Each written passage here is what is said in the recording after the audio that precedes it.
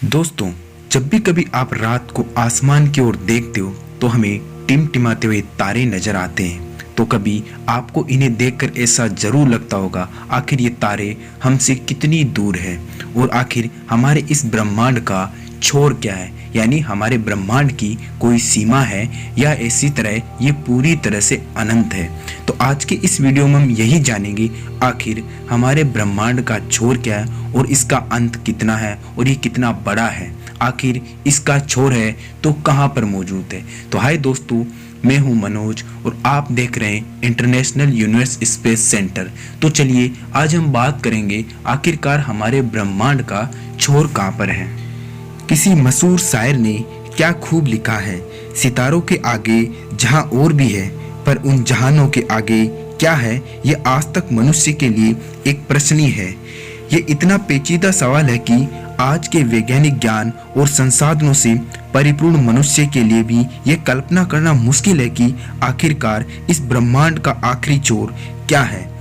परंतु ये सवाल स्वयं में इतने सवालों से घिरा है कि जिन सवालों का जवाब ढूंढना अभी तक बाकी है। जैसे कि क्या इस ब्रह्मांड का कोई अंतिम छोर भी है या ये अनंत है। हम इस ब्रह्मांड के बारे में जितना अधिक जानने जाते हैं, हमें पता चलता है कि हम इस ब्रह्मांड के बारे में कितना कम जानते हैं। आज हम इन्हीं पेचीदा सवालों की गुत्थियां सुलझाने की कोशिश करेंगे। इस ब्रह्मांड का कोई अंतिम छोर है या नहीं, इस संबंध में कई वैज्ञानिकों ने अलग अलग सिद्धांत व अलग अलग अनुमान लगाए हैं, परंतु निश्चित कुछ भी नहीं कहा जा सकता। कई वैज्ञानिक सिद्धांत और अनुमान ही अपने आप में इतने जटिल और आश्चर्यजनक है कि एक बार तो किसी का दिमाग भी चकरा जाए। पर इस जटिल सवाल का उत्तर जानने से पहले हमें कुछ आसान सवालों के उत्तर जानने होंगे, जैसे कि ब्रह्मांड क्या है। तो चलिए हम बात करते हैं कि आखिर ब्रह्मांड क्या है। हमारे आसपास हर चीज जैसे समय, स्पेस, मैटर, ऊर्जा, यहाँ तक कि हम खुद भी ब्रह्मांड का एक हिस्सा है। ब्रह्मांड संपूर्ण समय और अंतरिक्ष और उसके बीच मौजूद हर वस्तु को कहते हैं। ब्रह्मांड में सभी ग्रह, तारे, गैलेक्सियां व गैलेक्सियों के बीच में मौजूद अंतरिक्ष तथा अन्य परमाणु कण तथा सारा पदार्थ व सारी एनर्जी शामिल है।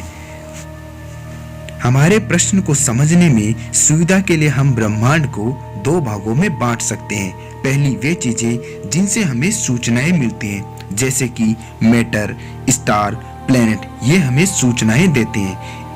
इनसे टकराकर या इनके स्वयं के द्वारा छोड़े गए लाइट जब तक हम तक पहुंचते हैं तो हमें इनके बारे में अधिक जानकारी मिलती है तथा कई फैक्ट सामने आते हैं जो कि इस ब्रह्मांड के बारे में या इसके सिद्धांत के बारे में जानने के लिए बहुत ही आवश्यक है। और दूसरी वे चीजें जो हम तक सूचना नहीं पहुंचाती, जैसे कि हमारा स्पेस व टाइम, पर इनके बारे में हम गणित की सहायता से हमें इनके बारे में जानकारी मिल जाती है। तथा ब्रह्मांड में स्थित जिन चीजों के माध्यम से हमें सूचनाएं मिलती है वह है जैसे रेडियो संकेत, EM वेव अर्थात इलेक्ट्रोमैग्नेटिक वेव आदि। इन सबसे तेज होती है प्रकाश की किरणें अर्थात लाइट वेव। असल में इस ब्रह्मांड में प्रकाश सबसे तेज चलने वाली एक मैटर है, यानी कि इस ब्रह्मांड में प्रकाश से अधिक कुछ भी नहीं चल सकता। परंतु ये ब्रह्मांड इतना विशाल है कि सुदूर किसी आकाशगंगा में जब किसी तारे में विस्फोट होता है तो उसका प्रकाश पृथ्वी तक आते आते लाखों वर्ष समय लग सकता है। यानी आज अगर हम टेलीस्कोप पे किसी तारे में विस्फोट देखते हैं तो इसका मतलब ये होता है कि लाखों साल पहले उस तारे में विस्फोट हुआ होगा और वह तारा नष्ट हो गया होगा। इसका मतलब लाखों साल पहले जो तारा नष्ट हो चुका है उसकी हमें जानकारी आज वर्तमान में मिल रही है, क्योंकि उस तारे से प्रकाश को हमारी पृथ्वी तक पहुंचने में करीब लाखों सालों का समय लगा होगा। यानी कि जो तारा हमें वर्तमान में मरता हुआ दिखाई दे रहा है वो करीब आज से लाखों वर्षों साल पहले खत्म हुआ होगा, क्योंकि प्रकाश को हमारी पृथ्वी तक पहुंचने में भी लाखों वर्षों का समय लग सकता है। तो चलिए अब बात करते हैं ऑब्जर्वर यूनिवर्स की। तो दोस्तों, सुदूर गैलेक्सी से आए प्रकाश के अध्ययन के आधार पर अपने ब्रह्मांड को समझने के लिए वैज्ञानिकों ने एक सीमा तय की, जिन्हें उन्होंने अवलोकनीय योग्य ब्रह्मांड अर्थात ऑब्जर्वेबल यूनिवर्स नाम दिया। और वर्तमान में इसका व्यास लगभग 91.1 अरब प्रकाश वर्ष है, यानी कि इतना दूर जहां से प्रकाश को भी हम तक पहुंचने में करीब 91.9 अरब वर्ष लग सकते हैं। तुलना के लिए ये जान लीजिए कि सूर्य से पृथ्वी तक आने में प्रकाश को करीब 8 मिनट का समय लगता है। तो चलिए अब बात करते हैं आखिर कितना बड़ा है हमारा ब्रह्मांड और कितना हम इसे देख सकते हैं। ब्रह्मांड के बारे में हम जितना जानते हैं वे सब कुछ बस इस अवलोकन योग्य ब्रह्मांड यानी कि ऑब्जर्वेबल यूनिवर्स के भीतर ही है। पर वैज्ञानिक मानते हैं कि असल में ब्रह्मांड का विस्तार ऑब्जर्वेबल यूनिवर्स से काफी बाहर तक है और हो सकता है ये अनंत हो। फिलहाल कोई ये नहीं बता सकता कि पूरे ब्रह्मांड को कोई अंतिम छोर है या नहीं, या ये पूरा ब्रह्मांड अनंत है। अब आप सोच रहे होंगे कि अवलोकनीय योग्य ब्रह्मांड के अंतिम छोर के बारे में तो वैज्ञानिकों को पता होगा, तो उत्तर है शायद नहीं।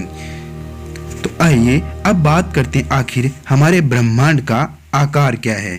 जब आप ये प्रश्न पूछते हैं कि ब्रह्मांड का अंतिम छोर क्या है, तब आपके दिमाग में अंतरिक्ष या ब्रह्मांड के आकार की एक छवि जरूर होती होगी। क्या वो छवि कैसी होगी, या कैसा दिखता होगा हमारा ब्रह्मांड? किसी प्रेस में रखी गेंदों की तरह दिखता होगा, या किसी कमरे में लटकी गोलों की तरह, या इन ज्यामितीय आकारों के अलावा कोई और भी आकार हो सकता है हमारे ब्रह्मांड का? अगर आप इनके अलावा कोई अन्य आकार भी ब्रह्मांड को सुझाना चाहते हैं तो हमें कमेंट बॉक्स में जरूर बताएं। वर्तमान में ब्रह्मांड के आकार के बारे में 3 अवधारणाएं प्रसिद्ध है। पहला, ब्रह्मांड गेंद या बबुले की तरह है। दूसरा, एक मुड़ी हुई सीट की तरह है, तथा तीसरा, एक फ्लैट सतह के रूप में हो सकता है हमारा ब्रह्मांड।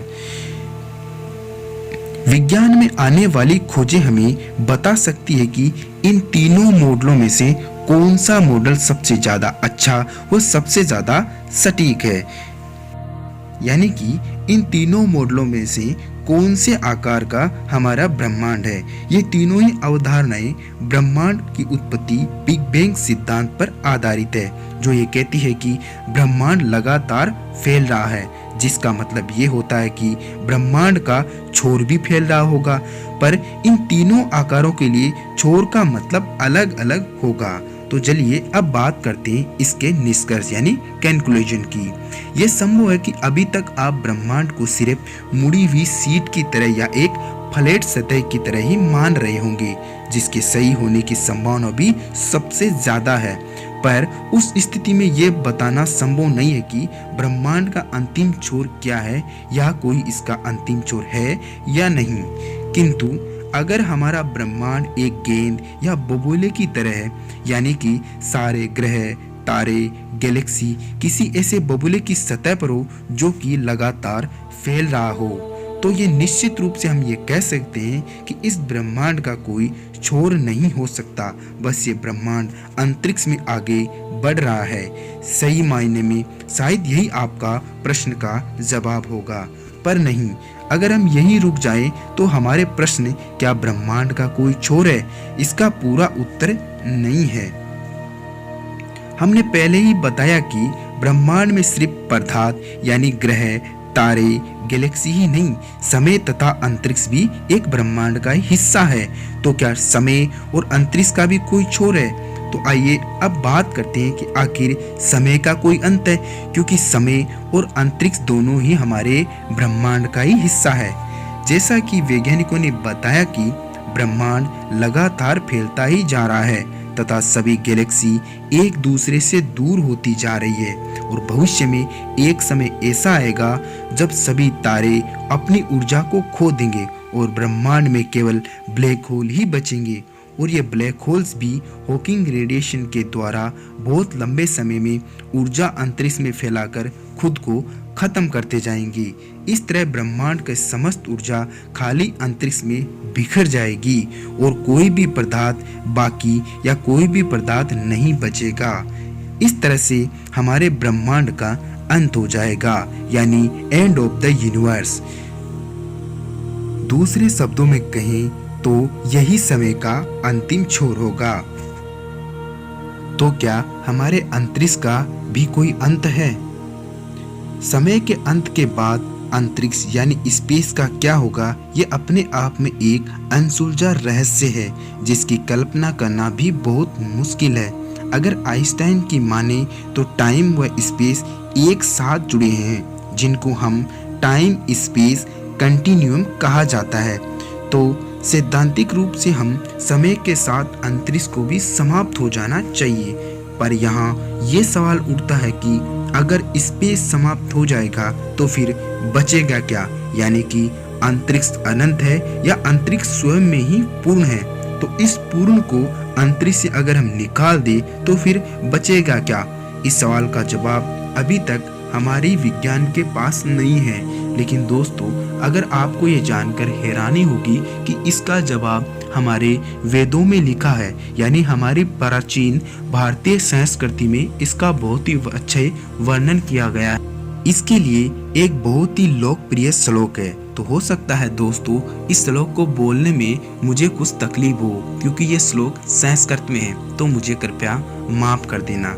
ये श्लोक इस प्रकार से है: ओम पूर्णमदः पूर्णमद्यं पूर्णतः पूर्णमुदच्यते पूर्णस्य पूर्णमादाय पूर्णमेवावशिष्यते। अर्थात इसका अर्थ ये होता है कि वह शायद अनंत और पूर्ण है, अर्थात यह ब्रह्मांड भी अनंत और अपने आप में पूर्ण है। उस अनंत और पूर्ण से ही अतः अनंत और पूर्ण निकलता है। अतः अनंत और अनंत में समा जाने को ही अनंत पूर्ण ही रह जाता है। इस श्लोक का मतलब यही है। तो दोस्तों, आपको क्या लगता है कि आखिर हमारे इस ब्रह्मांड का छोर क्या होगा? क्या इसका कोई सीमा है और इसका अंत कैसे होगा? हमें जरूर बताएं। आज के लिए इतना ही, हमें दीजिए इजाजत। धन्यवाद।